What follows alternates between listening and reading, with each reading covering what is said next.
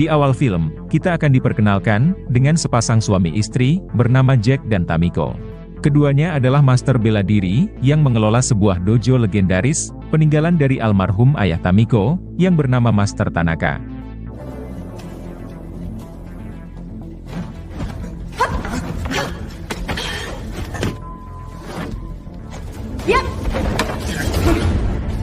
Jack dan juga Tamiko terlihat begitu gigih dan profesional dalam melatih para murid mereka. Kemudian, di keesokan harinya, Jack sudah berada di toko perhiasan, guna membeli sebuah kalung untuk sang istri, sebagai hadiah ulang tahun pernikahan mereka. Saat akan membayar kalung tersebut, Jack pun mulai menyadari, ada dua orang berandalan, yang tengah memantau dirinya. Jack pun mulai curiga, kalau kedua preman tersebut, ingin merampok dirinya. Dugaan Jack ternyata benar, saat dalam perjalanan menuju pulang, Jack pun dicegat, oleh kedua berandalan tersebut. Mereka memaksa Jack, untuk menyerahkan, semua barang-barang berharganya, termasuk kalung yang baru saja ia beli. Tentu saja Jack menolak, memberikan kalung tersebut, karena itu adalah milik istrinya, sebagai kado ulang tahun pernikahan.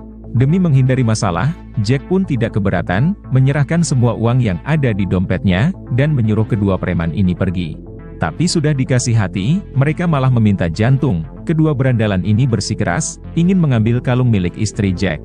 Sehingga dengan terpaksa, Jack memakai cara kekerasan, untuk membungkam kedua berandalan ini, dan inilah aksi Jack.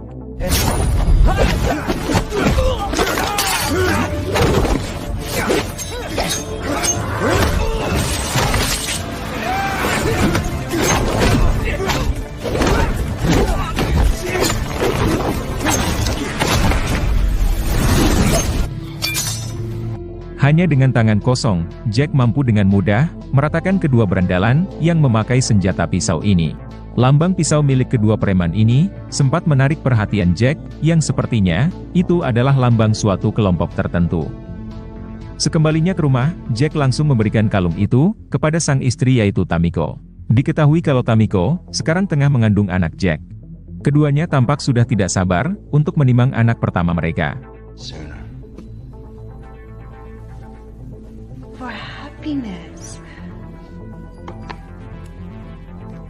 Setelah itu, Jack dan juga Tamiko melakukan ritual bercocok tanam.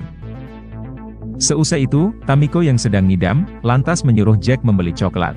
Sebagai seorang suami yang baik, Jack pun langsung membelinya, meskipun malam sudah cukup larut. Namun tanpa disangka, Tamiko yang sedang sendirian di rumah, dikunjungi oleh seorang ninja, sembari membawa senjata kawat berduri. Setengah jam kemudian, Jack kembali membawa coklat, yang diidamkan oleh si istri tercinta. Namun betapa terkejutnya Jack, mendapati sang istri tercinta, telah tewas bersimbah darah. Kejadian memilukan ini, tentu membuat Jack sangat terpukul, bercampur syok dan murka.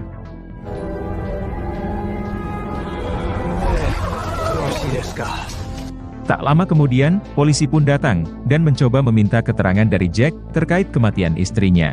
Akan tetapi, Jack yang masih syok sekaligus murka, tampak tidak begitu menghiraukan, pertanyaan dari polisi tersebut. Karena yang ada di pikiran Jack saat ini, adalah menemukan pelaku sesegera mungkin, dan membantainya dengan cara paling brutal.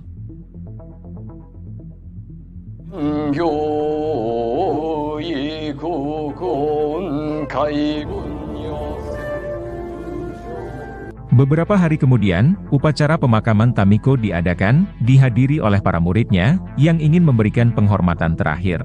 Tak lama berselang, muncullah seorang pria, yang diketahui bernama Kabara. Yang mana ternyata, Kabara adalah murid kesayangan, sekaligus anak angkat ayah Tamiko. Kabara mengatakan kepada Jack, betapa dirinya sangat terpukul, atas kepergian Tamiko, yang sudah Kabara anggap, layaknya adik kandung sendiri. It was like a little sister to me. What are the police saying? Robbery. I have my doubts. Untuk mengusir kesedihan Jack, Kabara lantas mengajaknya berkunjung ke dojo milik Kabara, yang terletak di negara di Thailand. Akan tetapi, Jack menolak ajakan Kabara, dengan alasan, masih ada urusan penting, yang harus Jack selesaikan di sini. Urusan yang Jack maksud, tak lain adalah misi balas dendam, yaitu mencari pelaku, dan membantainya dengan cara brutal. Thank you for coming. Adegan berpindah di sebuah markas yang terletak di Burma, Myanmar.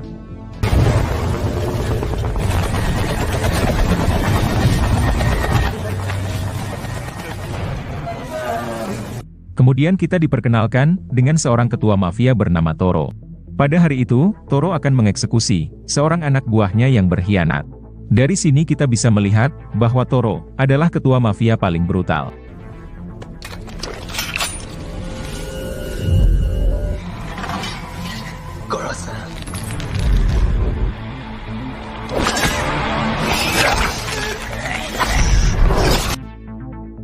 Berpindah ke Jack, yang kembali mengingat luka di leher mayat istrinya, yang membentuk sebuah lambang dari senjata kawat berduri.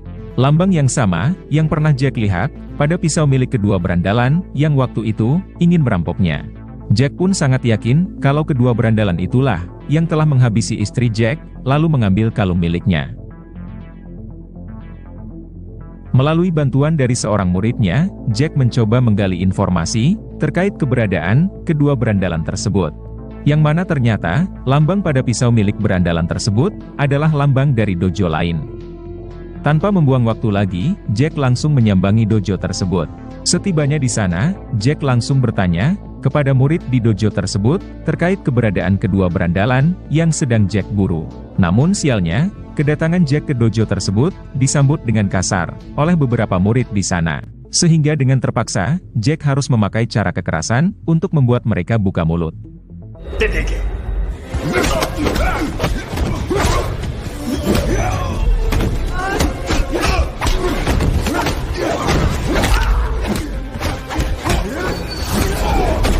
Akhirnya mereka mau memberitahu terkait salah satu berandalan yang merupakan mantan murid di dojo tersebut. Si berandalan tersebut biasa nongkrong di sebuah bar.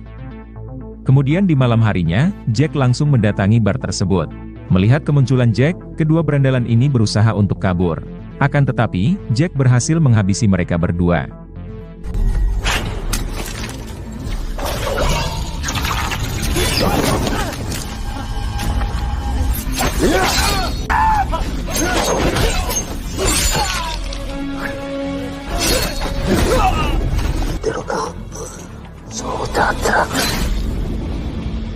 Sehingga pada akhirnya, dendam Jack pun terbalaskan.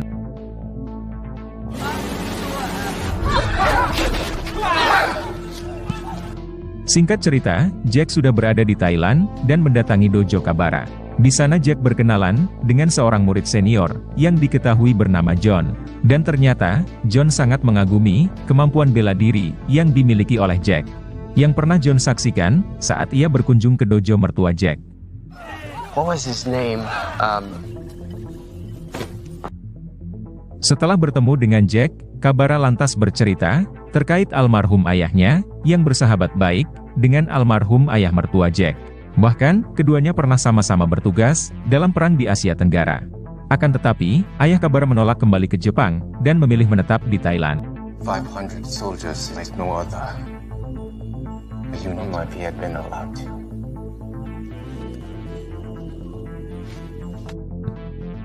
Lalu di keesokan harinya, Jack mengikuti pelatihan bersama para murid dojo Kabara. Kemudian, Jack dan juga John maju untuk berlatih bertarung. Awalnya duel ini berjalan cukup baik dan profesional. Namun lama-kelamaan, Jack malah menjadi emosi, beraksi seolah-olah ia sedang terlibat perkelahian dan bukannya sedang berlatih.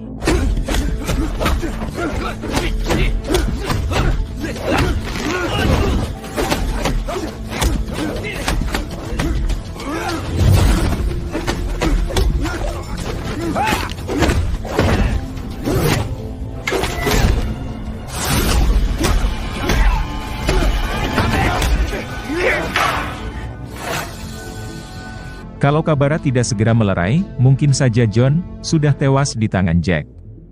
Seusai duel tersebut, Jack pun mendatangi Kabara untuk meminta maaf. Jack mengatakan, sejak kematian istrinya, emosi Jack menjadi tidak stabil dan sulit mengendalikan diri. Entah kenapa, Jack masih diselimuti api amarah, padahal dendamnya sudah pun terbalaskan. Menanggapi itu, Kabara pun bersedia melatih Jack teknik khusus pengendalian diri. Malam itu juga, Kabara melatih Jack teknik pengendalian diri. Dimulai dengan berjalan di atas bara api yang menyala.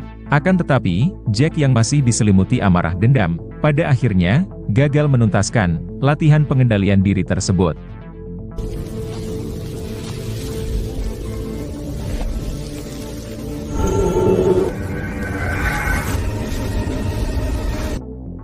Kemudian di malam harinya, Jack minum di sebuah bar, untuk sekedar menenangkan diri. Akan tetapi, ketenangan Jack malah diusik oleh sekelompok anggota geng, yang datang mencari